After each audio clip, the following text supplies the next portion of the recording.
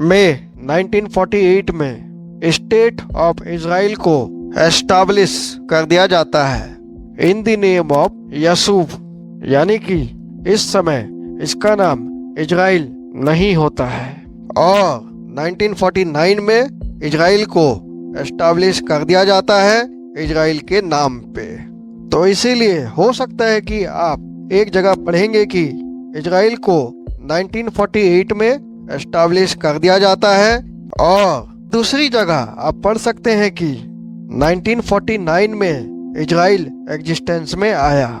Actually दोनों अपने जगह सही है, बट टेक्निकली आप अगर देखेंगे तो 1949 में इजराइल एग्जिस्टेंस में आया था, क्योंकि 1948 में इजराइल नहीं यसूब एग्जिस्टेंस में आया था।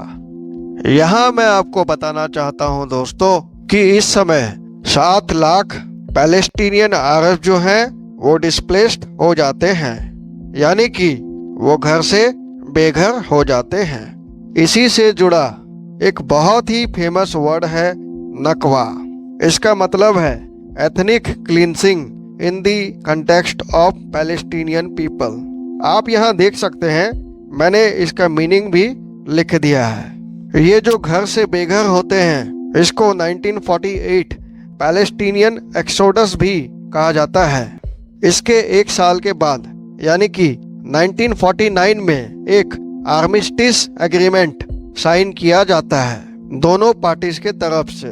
इसी एग्रीमेंट में दोनों साइड्स एग्री करते हैं कि नंबर 1 स्टेट ऑफ इजराइल को एस्टाब्लिश किया जा रहा है, नंबर 2 गाजा स्ट्रिप को इजिप्ट रखेगा और इजिप्ट रखता भी है अंटिल 1967 वार, नंबर 3 वेस्ट बैंक को रखेगा जॉर्डन, जिसमें कि आपका ईस्ट जेरूसलम भी इंक्लूडेड था। ये भी 1967 तक रखता है इसको। इन केस आप वंडर कर रहे हैं कि इस वार में यानी कि 1948 के वार में कौन कौन लड़े थे, तो मैं आपको बता दूं, इसमें पूरा एंटायर अरब वर्ल्ड एक तरफ था और इजराइल दूसरे तरफ। दोस्तों मैं आपको बताना चाहता हूं कि इनको इंटरनेशनल लॉ में बेलिजरेंट्स कहा जाता है या फिर कॉम्बैटेंट्स। यहाँ पे आप देख सकते हैं कि 1948 के वार में कौन कौन बेलिजरेंट्स थे।